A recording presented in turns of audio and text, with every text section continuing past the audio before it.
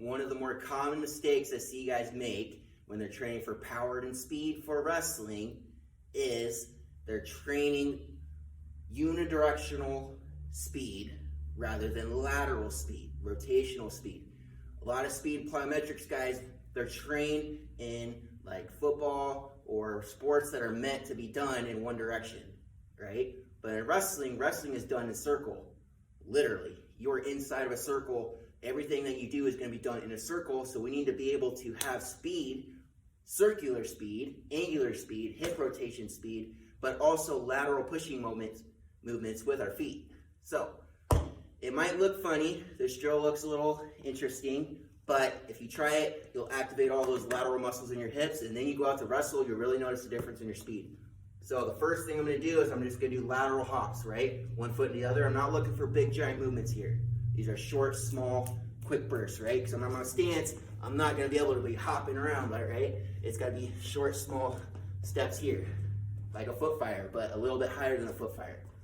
So I'm just standing here, arching back, getting my lateral movements between my feet, trying to cut the mat. Eventually I work my way down to my stance here, right? And then after that, I can work into my fakes, I can work into my chain wrestling, I can work into my down blocks, I can work into everything. It's incorporating into my shadow wrestling here. So I'm chain wrestling. Notice how I'm pushing off all my feet, and my feet are never on the ground for any longer than a half a second. They're always moving fast. That doesn't happen if I don't activate the lateral muscles in my hips, my abductors,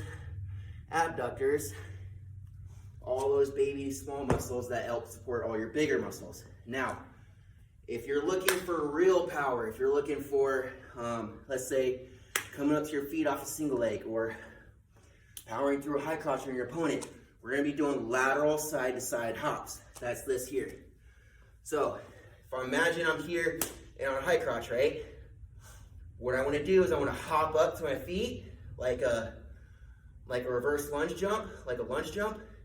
I'm going to land with my opposite knee down on the other side. So I'm here, here, here. Lateral hops, one side, then the other.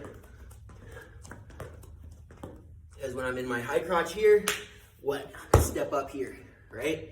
So I need power, but I'm pushing off this foot sideways and my opponent here. See, I'm doing my single leg. I'm in on my single leg here right now. Where do I push? I push with this foot here, sideways.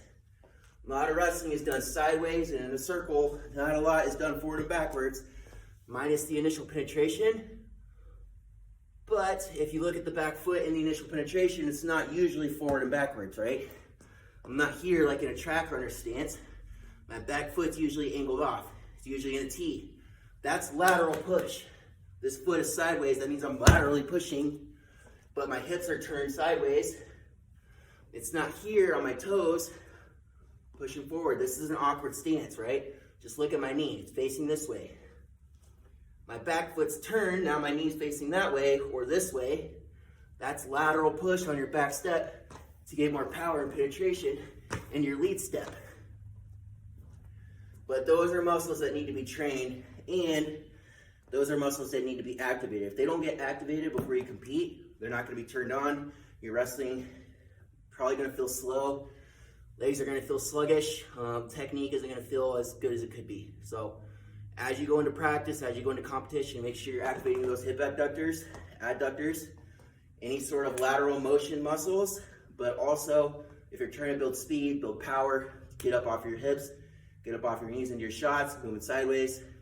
Practice this drill, incorporate it into your shadow wrestling, do it at the end of practice. Let me know if you guys have any questions on any other drills you'd like to see.